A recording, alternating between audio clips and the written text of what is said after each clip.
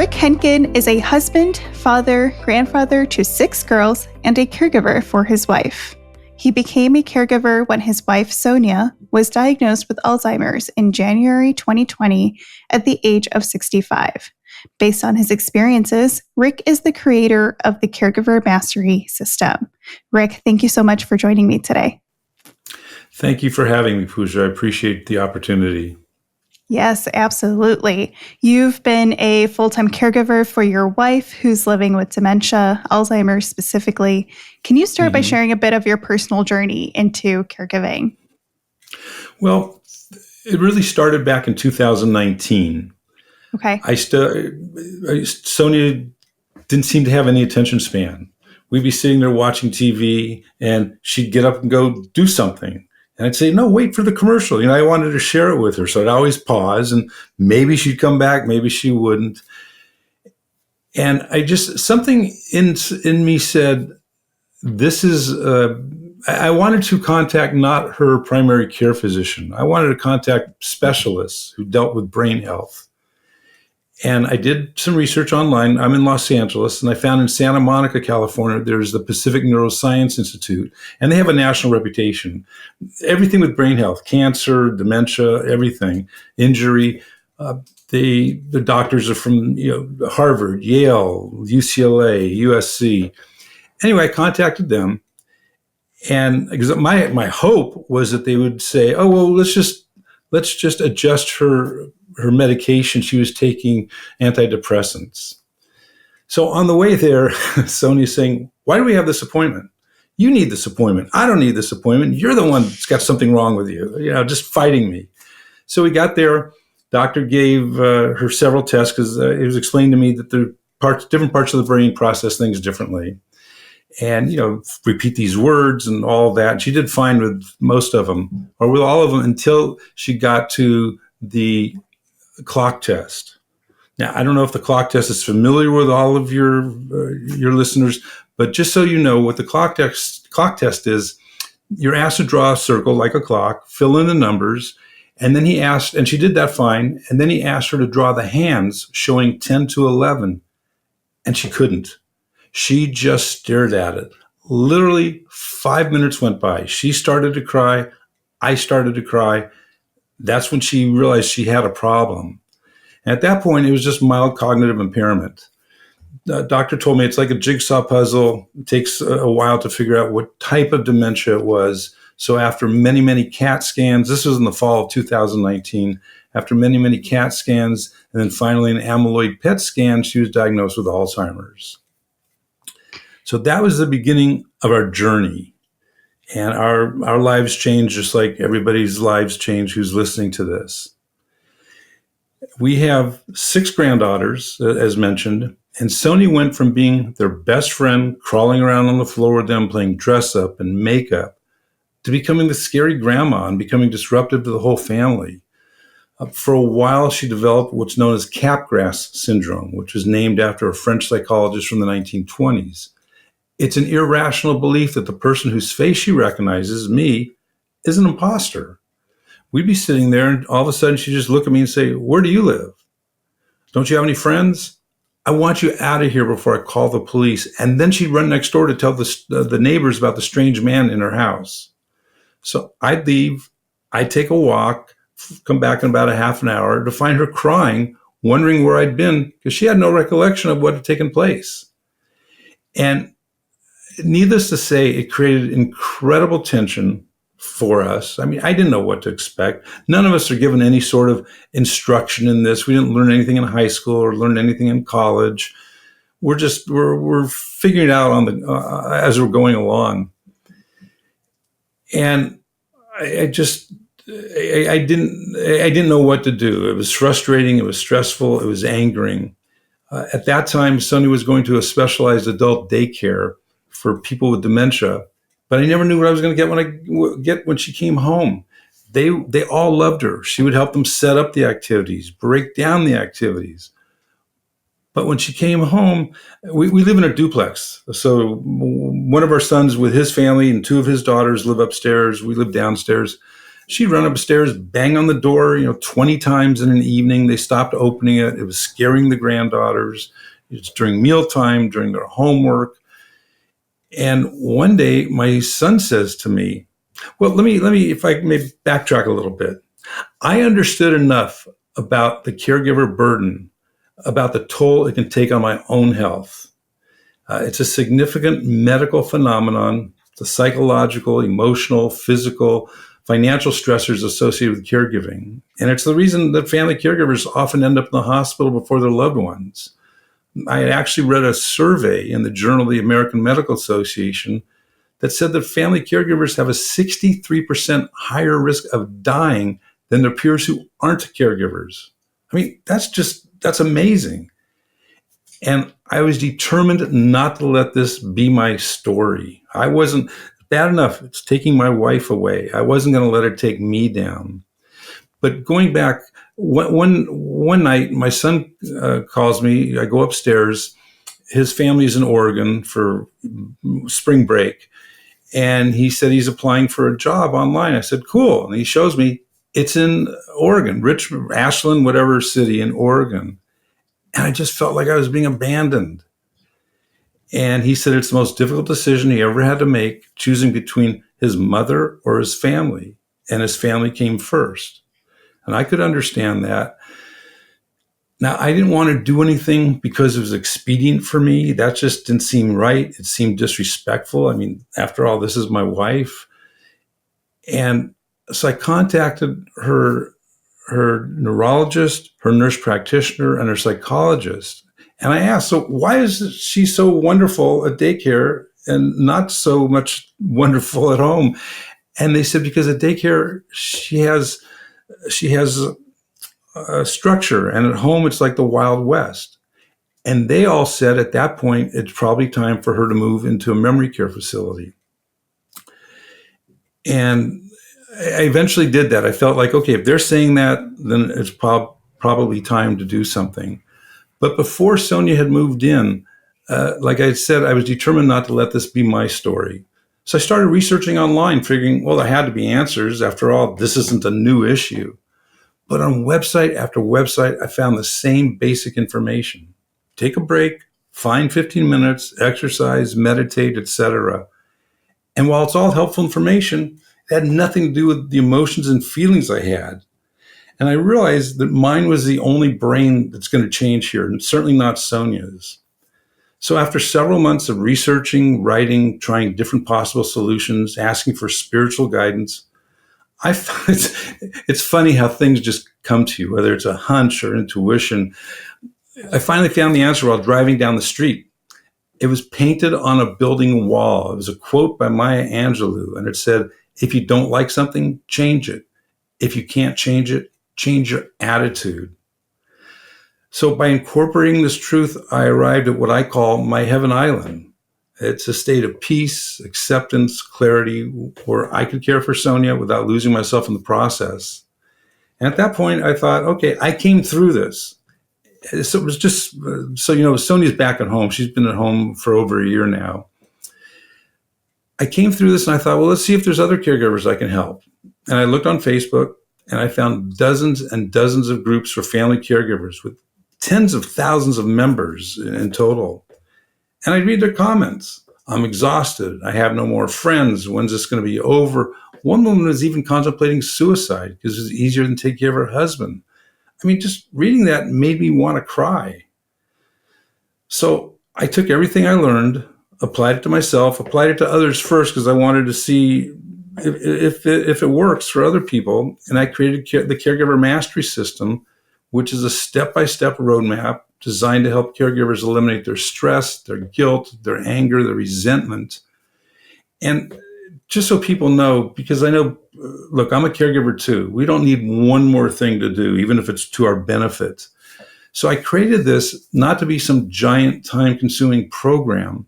I didn't create it to add more to anyone's plate. I created to lift some of the weight off other people's shoulders.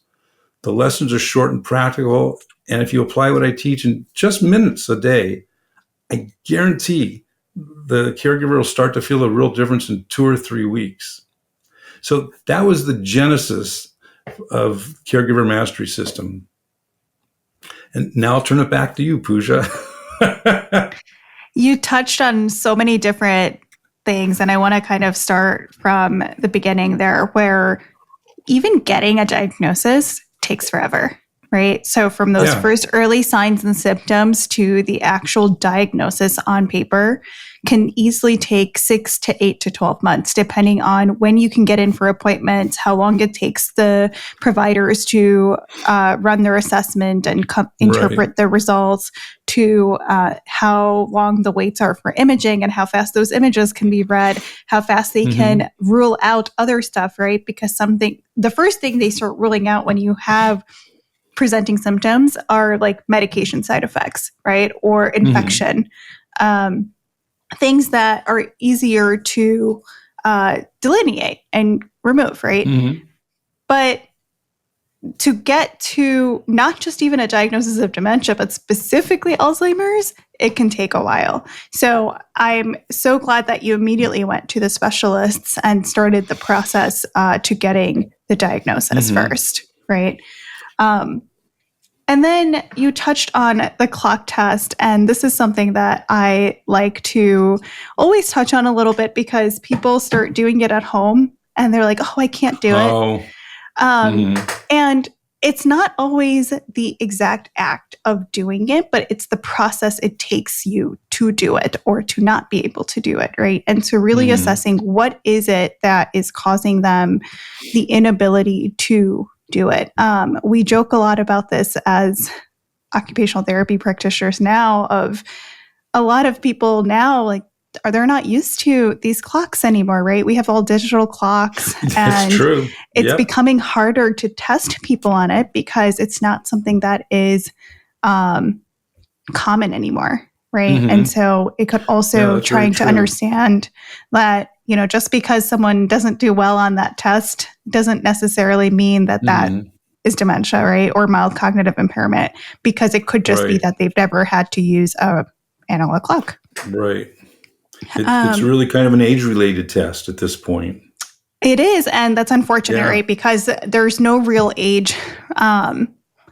There's no like definitive age of onset for dementia, right? Dementia can occur at pretty much any stage, especially other types of dementia like frontotemporal dementia can be in your 30s or your 40s. And so, you know, some of this testing definitely doesn't keep up with the changing societal standards and norms. So that's something to always think about. You mentioned the groups on Facebook. Yes, so many caregiver groups on Facebook, on Reddit, across platforms where people are just so upset at the journey, right? They've lost themselves, like you mentioned. They're struggling with their day-to-day, and it's not the physical work, right? The physical logistical work is easy to Google and figure out how to get things done or how to do something. It's really the emotional and the mental load that caregiving takes. And it's something that people don't talk about often, right? You mentioned stress and guilt and resentment and all of these things that people just don't talk about until it's too late. And then at that point, they're sort of on that end of the spectrum where it's really hard to reel them back in. That statistic you shared, there's actually a more gruesome statistic that 40% of caregivers actually don't outlive their care recipients. And so yes, I think you said 63% is at higher risk of hospitalization. Higher risk of dying. But 40% don't actually outlive their care recipients. And so, you know, that's a drastic amount of people who are relying on a family caregiver to take care of them. And yet they lose that caregiver well before they pass away, right? And so then how does that impact everybody in that way too? So I think overall, I mean, your process clearly outlines why a lot of these topics or these conversations are important and how you've turned that into something that's practical, applicable, and easy to absorb in short ways. Now, I want to focus in on sort of what you mentioned about stress, burnout, guilt, resentment, that a lot of caregivers experience, but not a lot of them talk about it openly. When Right. did you first start to realize these emotions, and were they starting to take a toll on you, or were you ahead of it enough where you felt that it Well, wouldn't take a toll? I was ahead of it. I mean, I certainly acted out. I did feel resentful. I did get angry, etc. Intellectually, I had already known that this can take its toll on me and that I wasn't going to let it. At that point, I didn't know how not to let it. I didn't know what to do. And that's, again, when I saw this Maya Angelou quote, which I kind of knew in the back of my head that, yeah, it's all up to me. Sonia's not going to change. She can't help it. There's no point in getting upset with your loved one because they do something that you don't want them to do. They're not doing it on purpose. They're not pushing your buttons. Sonia used to turn on all the water faucets in the house. Well, I could explain that, gee, that's a terrible waste of a resource and it costs money.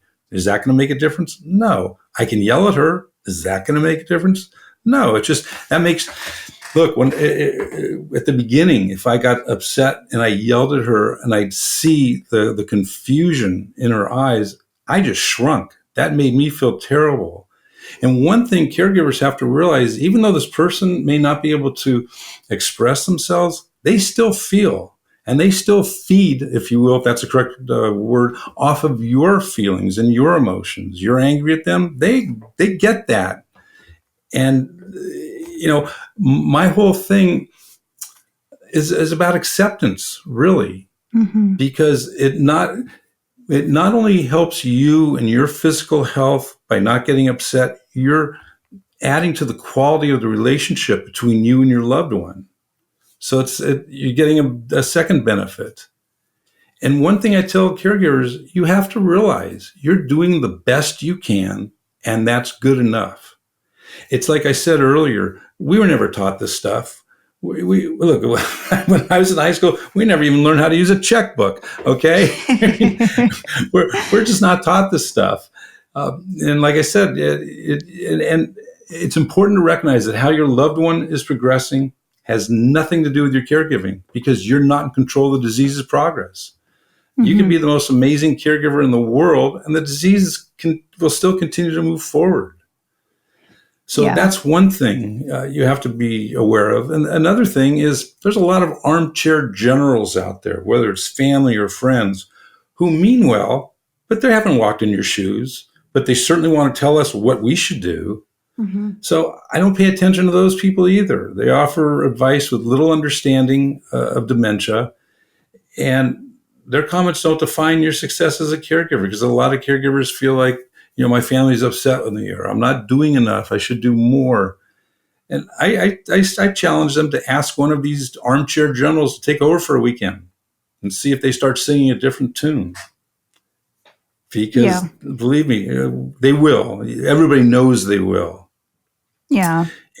And another thing, if I may, two fundamental principles that I came across and that I live by that apply not just to caregiving, but can apply to any aspect of our life. The first one is your thoughts create your feelings, which create your behavior. It's not your loved one's behavior that's creating your feelings of anger or stress, whatever. It's how you choose to accept those feelings, and you have a choice in your feelings. Yeah, it's the reacting versus responding, right? Yeah. You have a choice in your feelings, and an example I always think of is two paraplegics, both in wheelchairs, both the same age, both as a result of an auto accident. Why is it the one person is bemoaning their fate? Nobody's ever going to love me. My life is over. And the other person's out playing wheelchair basketball. All the circumstances are the same. It's all up here in your mind. And it may not be an easy thing, but you have the ability to change your thoughts. And remember, they're just thoughts. They're not absolute truth. They're just thoughts. And you can change that. I think part of the concept in there is also known as like radical acceptance, and just thriving through whatever you can. and moving forward, right? Yeah. I mean, I still look, stuff comes up because it's just part of our human nature, psyche. Yeah. And when something comes up, I think to myself, okay, how does this thought serve me? How does it restrict me? How much unnecessary pressure, stress, and anxiety is it adding to my life? And what would happen if I change this thought? Then you can take it a step further and rewrite that thought by taking some practical steps. If you're thinking, well, I'm not doing enough, remind yourself of all that you do every single day. And again, it's the disease is going to continue forward. It has nothing to do with our caregiving. Yeah. Yeah. You mentioned, Sonia did stay in a memory care for a little bit, and now she's back home. How long did she stay there? And then what prompted your decision to bring her back home? Well, she was there for 22 months. Okay. And what prompted the decision, ran out of money, quite honestly. We had long-term care insurance and it ran out. For people who may not know, or probably everybody does, it's incredibly expensive these days to have someone live in a facility. And at that point also, because of the progression of the disease, Sonia is not the same person. So she's much easier. Mm-hmm. I'll tell you one thing that I realized several months ago when I was putting her to sleep, getting her ready for bed. I realized that as caregivers, we have an incredible blessing, opportunity, whatever you want to call it, a role that most people don't have, in that we can make the rest of our loved ones' lives miserable or joyful. And for me, I'm going to do everything I can to make it joyful, because when the time comes and it's just me, I don't want to look back and say, I wish I would have done this. I wish I would have said that. And I believe that most people are going to do that because they're going to realize that all the little annoyances, all the things that bother you just aren't that important in the entire scheme of things. And I want to know that now before it's too late. Yeah. Yeah. You mentioned you brought her home and then you went on Facebook and saw all these groups, which sort of led you to starting to develop this Caregiver Mastery System. Was there a specific turning point that led you to beginning it? Or was it a series of just reading all these comments and wanting to do something about it? Well, actually, I started it before I brought Sonia home. Okay. Because while she was still in memory care, that's when I started it. The turning point was I like to help people if I can. That's just my nature. And I don't know if you can see behind me, I have a quote from Ralph Waldo Emerson. It's very long, but the last two sentences I've always carried with me. And it says, to know that even one life has breathed easier because you have lived, this is to have succeeded. I love that. I try to live by that as best I can. Mm-hmm. Yeah, so that's beautiful. Yeah, it's a beautiful quote. Beautiful quote. So your approach with the Caregiver Mastery System focuses on creating peace and clarity. I know you said acceptance in just minutes a day. What sort of mindset tools or daily practices have made the biggest difference in your own life that you've then used to inform what you've developed? Probably mindfulness. Because I'm mindful when I start to get angry or upset, I'm aware of it. So before I blurt something out, I think to myself, okay, is this going to raise my blood pressure? Is this going to make me less healthy? And that's what I focus on. Everything I try and do is what's the word? It's held up to the standard of my own health. I don't want to, look, Sonia and I have been married at this point for over 34 years. It's a second marriage for both of us. But when I see her being so dependent on me, I can't just take that for granted. I've got to honor that and respect that. And again, I don't want to look back and say, oh, I should have done this, I should have done that, or be upset with myself because, I got angry or whatever it may be. I got frustrated. They're going to do things that frustrate us, but they're not doing it on purpose. They can't help it. Another way to look at it is it could just as easily been the reverse. What if it was the reverse? How would you want your loved one to act towards you? Yeah. And along those lines, be grateful that it didn't happen 10 years earlier, because now you have 10 more years of memories. Yeah. I've never thought of it that way, of what if it was reverse. I think that's a really important perspective to reflect on, of, if this was in reverse, how would you want to be treated, and how would you want your loved one to behave or react or respond to certain situations? And another thing, because look, caregivers are hard on themselves. I should do this, I should do that. But you have to stop fighting against the way things are. Okay, once you stop doing that, you lift a tremendous burden off your own shoulders. Another thing I suggest to people is, what if a friend came to you that was in the exact same situation and started complaining? How would you treat them? You'd show them compassion. You'd show them care, because you care about them. They're your friends. Treat yourself the same way. You deserve that same compassion as well. Yeah.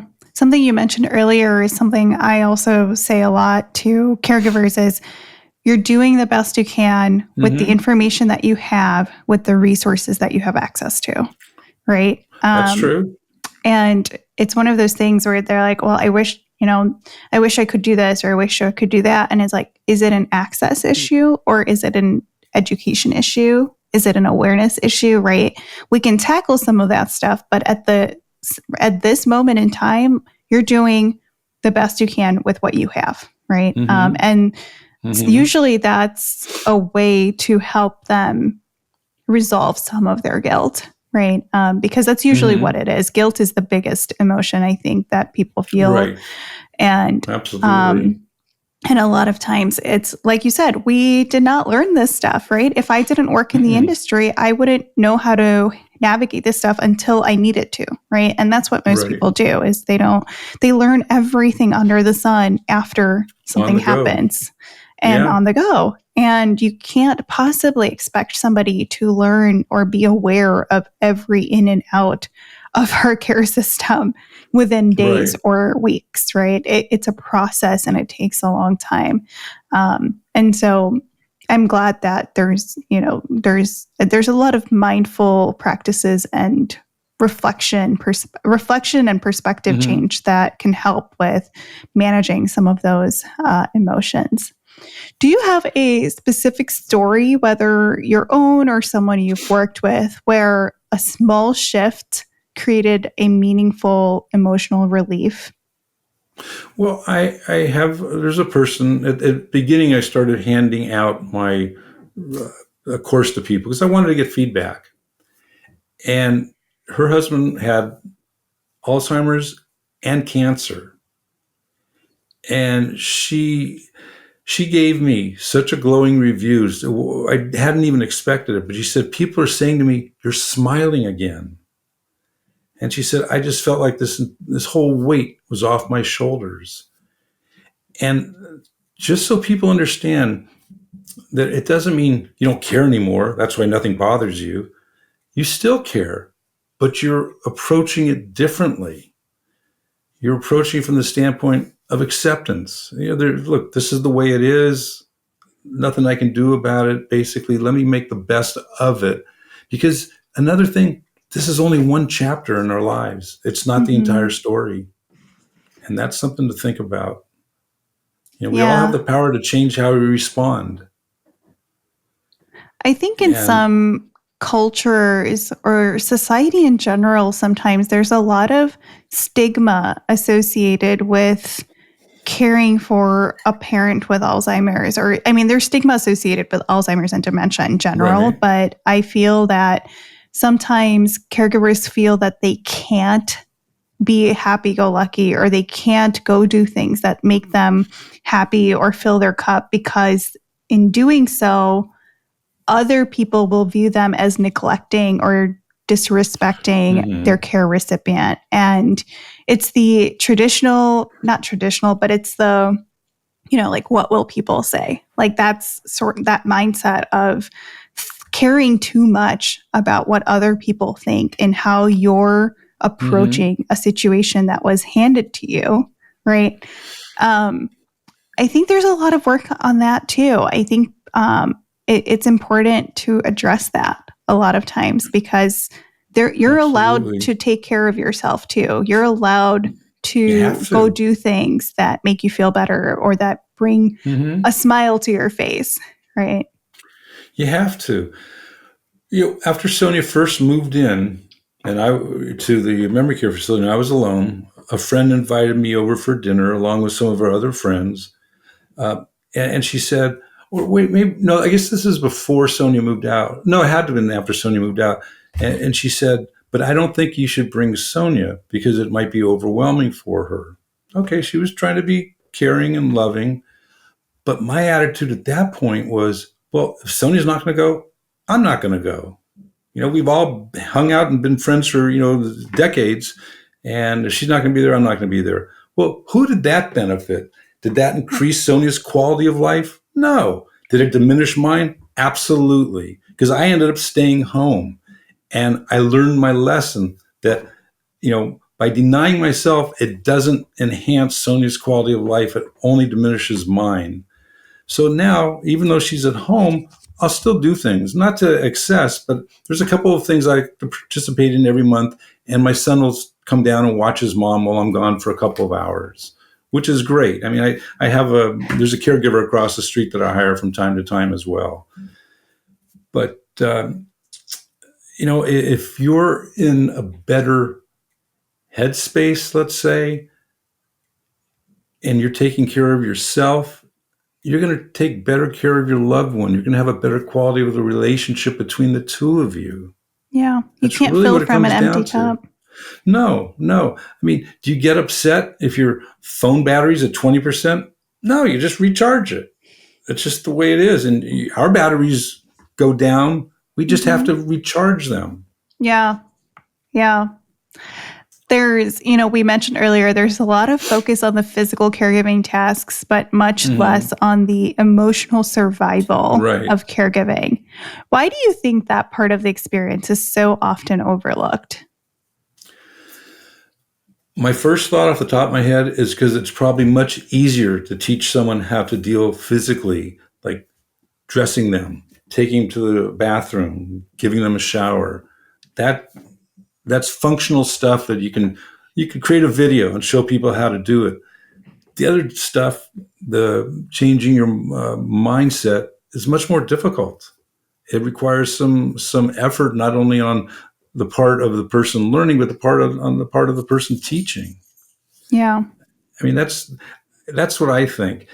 And because look, what did I say earlier about what I found online? I was so surprised. I thought there's got to be tons of good information about my feelings and emotions. And it's all about take a break, find 15 minutes. Great. Okay, then what? And I just, that was part of the impetus for me creating this course, because I felt like I had moved to my heaven island. That's what I call it. I started from here, being frustrated and stressed, and now I'm at my heaven island, where there's acceptance and there's peace, and I'm a better caregiver for my wife, and I'm taking care of myself. Yeah. And that makes you a better person overall, right? Yeah, I think so. Also, I tell the caregivers, look for the humor, okay? Not to make fun of our loved ones, but they do some funny stuff, and it just creates memories. One time I took Sonia to the International House of Pancakes, and I assume most people know, about IHOP. So as we're getting ready to leave and I'm paying, Sonia just snatches a pancake off of somebody else's plate. He was very nice about it. First of all, I'm grateful that everybody's always been nice when Sonia does stuff, because they get it right away that she's harmless. So he said, that's okay. And of course I apologized. And in my haste to get out of the restaurant, I opened the only alarmed door. So now the sirens are going off. Everybody's staring at me, and Sonia's just contentedly eating her pancake. Not a worry in the world. No, not a worry in the world. One time we were at a farmer's market. And she makes a beeline for kids and dogs, little kids. So this toddler had wandered a few feet away from its mother, and Sonia picked him up and offered him to another woman. And she says, well, that's not my kid. And the mother was just really sweet. Sonia gave her a hug, gave her a kiss. But that type of stuff happens, and you got to look. It's a good memory for me, rather than being upset and oh my God, I'm embarrassed and all that. It's just the way it is. It's just it's acceptance of that. Yeah, laughter heals a lot, right? Yeah. One more quickly, we were at a park, and there's a concert going on in the park. All kinds of picnic goers, and we're walking towards the stage. And I look over, and I see in Sonia's right hand, she's got a bottle of Pepsi. I didn't buy it for her. She took it off of somebody's thing. And I'm thinking, well, that person's going to look for something to drink later, and they're going to not find it because Sonia's very fast. Oh, my goodness. And you didn't find out where she got the drink from? Oh, I didn't. There were hundreds of people there. I didn't look. Yeah. No, I just let her have it, Yeah. I just had to laugh to myself. So laughter is good. It helps you heal along the journey and accept things better, right? Absolutely. So you turned this personal journey into this course that supports other caregivers. When you were designing this course, I know you talked about how you made it quick, easy, all that kind of stuff. What was the most important to you when you were designing this to make it actually helpful and not overwhelming? Because like you said, it's really hard for caregivers to step away, find time to themselves, like find a quiet corner, and you can take 15 minutes and then what, right? So what was important to you as you were designing this? Well, what was important to me was I knew I had to make it valuable, but in a short period of time, because caregivers, again, if they find an hour to themselves during the day, they probably don't want to spend it working on themselves, even though it's to their benefit. So I tried to make the course beneficial to the point that it's just small. Like I have modules, they're video modules, and I'm constantly reworking them. They're maybe 10 minutes long with a summary of what was in the module and then some exercises you could do at home to practice what you've learned. But I wanted to make it short and sweet, if you will. People don't have the time. And I understand that. I'm a caregiver as well. I don't have the time. Sonia goes to daycare still now, which is great because I think socialization is important, although she doesn't really engage anymore. But, I have maybe 6 hours during the day to go exercise, to get gas, go to the market, work on my course. It's not a whole lot of time, but it's something. Yeah. It's something. Yeah. When you talk about clarity, what does that look like for a caregiver who's in the thick of it? Like in the middle of the chaos, they haven't quite had the opportunity to just step back and reflect and, work on that perspective shifting, work on that mindfulness. They're in it. They're in the thick of it. They don't see a way out. How can someone begin to access that even on their hardest days? Well, are you talking about from the standpoint of the course? No, just like when you talk about clarity, like getting clarity in your days, like how can a caregiver even try to gain clarity on their hardest days when they're in the thick of it? I guess, again, the first thing is mindfulness, being aware of what you're doing, how you're acting, understanding whether or not your behavior is contributing to the chaos, as you put it. And I mean, like the modules in my course have to do with mindfulness, distorted thoughts, limited beliefs, and mindset. I mean, you have to look, like anything else, you have to spend a little time working on yourself. And I say to caregivers who, I don't have the time, et cetera, and I explain that I've made it very simple and short. But I ask them, okay, let me ask you this. If you don't take my course, where are you going to be in 30 days versus where can you be if you did take my course in that same 30 days? Mm-hmm. I mean, that's really what it comes down to. Either you want to take care of yourself and have a better quality of life with your loved one. I don't say either you want to. I mean, of course, everybody wants to. But either you make that your goal or you don't. But if you don't, nothing's going to change. You're going to be stuck right where you are now, 3 months from now, 30 days from now. Which is better? And I'll tell you, I'm such a believer in what I teach people that if they don't see a significant difference in just 2 or 3 weeks, I'll give them their money back. Because I know it can be done. I know how it's accomplished, what it's accomplished for other people already. Yeah. How is Sonia today? Sonia, I would say if you look at the 7-stage cycle, and nobody goes just from stage 6 to stage 7 or 4 to 5. Everybody's got a little bit of everything. I would say she's between 6 and 7. It's hard to get her to eat, hard to get her to drink. She doesn't participate, and she sleeps a lot. And I do everything I can. I've given her Boost, if you're familiar with that, because it's high-calorie drink. I give her peanut butter. I mean, I give her those kind of things to put some weight on her. I also give her like liquid IV in her drink, so she's not dehydrated. But I realize it's just the progression of the disease. I'll do everything I can, but I don't know how much I can really do that's going to make a difference at this point. And I'll tell you, it's interesting. You start thinking about this stuff.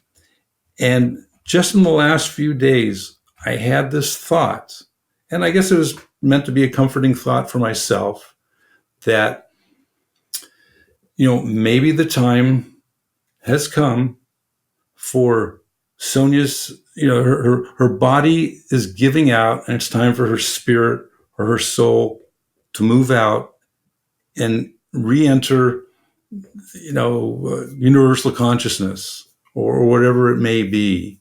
I mean, we all have a lifespan that we're given, and that she's on to the next adventure. That's how I put it. Mm-hmm. But it's sad. I mean, I still cry. Yeah.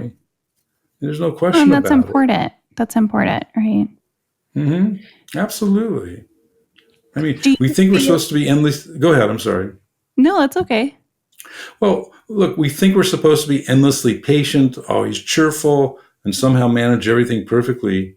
But no one can do that, not even the pros. That's why I say to caregivers, tell yourself, I'm doing my best, and that's more than enough. And let it land. Because you are doing your best. When you feel guilty, like you mentioned before, what would you say to a close friend who felt this way? You wouldn't beat them up. You'd give them grace, compassion, reassurance. Offer that same kindness to yourself because you deserve it. Yeah. Yeah. And that's really important, right? Even what you mentioned about feeling your feelings. I mean, even as a care provider professionally, I've cried on many of these stories because it is sad. It is sad, right? Yeah. And it's important to acknowledge that, not lose your compassion, and then be able to turn that into something that's productive and meaningful. Mm-hmm. And I think that's wonderful. Do you feel that your kids have taken on some of, what you preach? Or do you feel like they are going through their own method of acceptance and grief? Of dealing with her mom.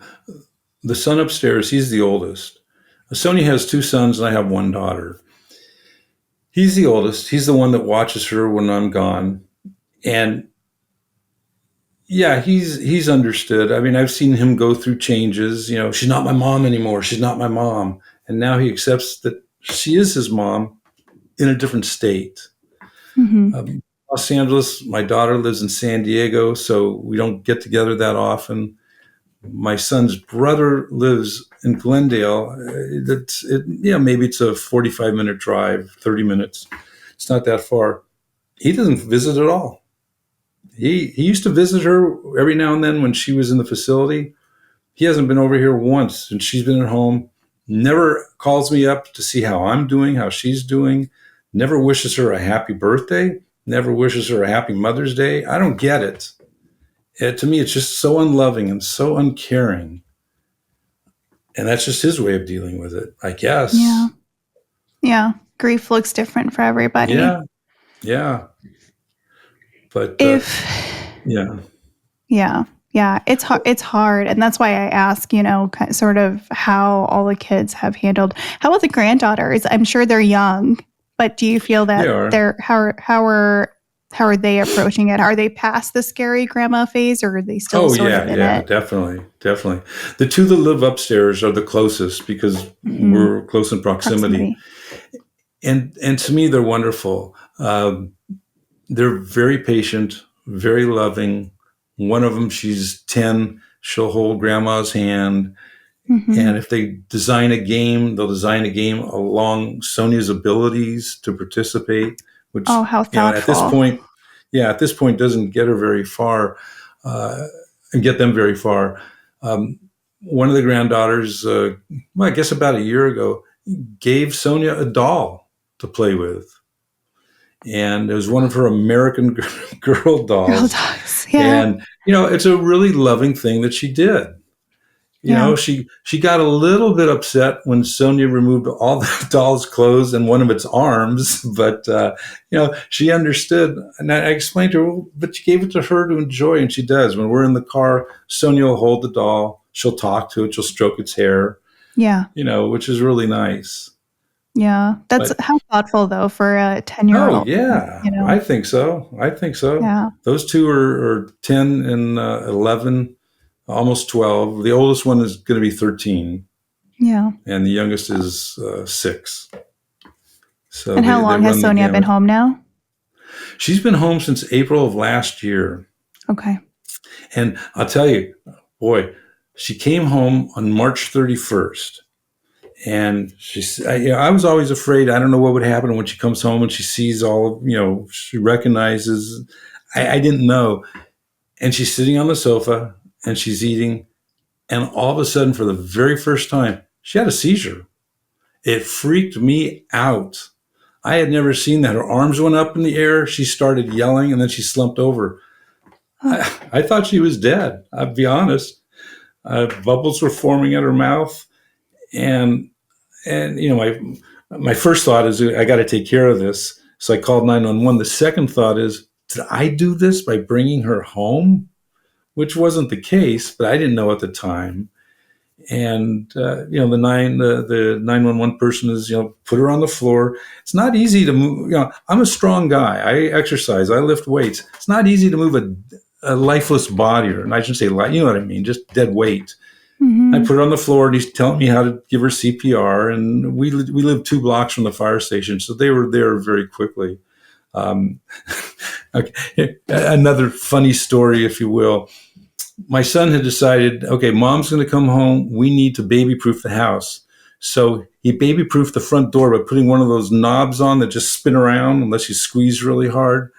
So the emergency guys are outside knocking on the door, and I'm having trouble opening the door. I just, hang on, guys, hang on. I finally got it open. And she's had 1 seizure since then, a few months later, and nothing after that. She takes medication. But, man, you got to be prepared for everything. Yeah. You really hard. Do. Yeah. Rick, if listeners walk away with one small practice that they can start today, what would you suggest to begin shifting from burnout to balance? I think the most important piece of advice is you're doing the best you can, and that's good enough. Don't beat yourself up. And, everybody's journey is different. Even people who've gone through it, everybody's journey is different.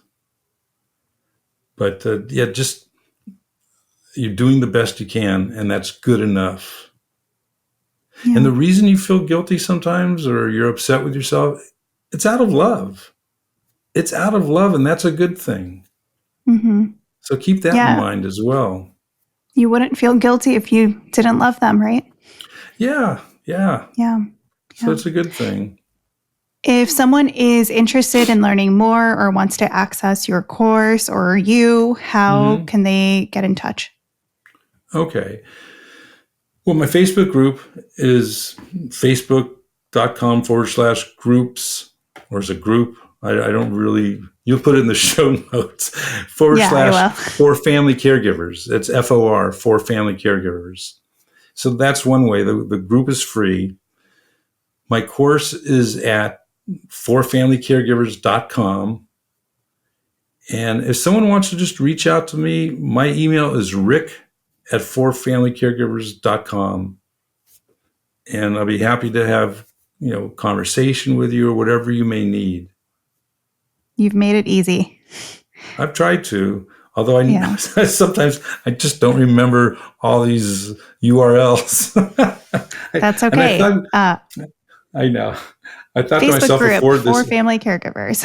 Okay, you've got it in front. Yeah, I thought to myself before I got online, I should have it posted in front of me.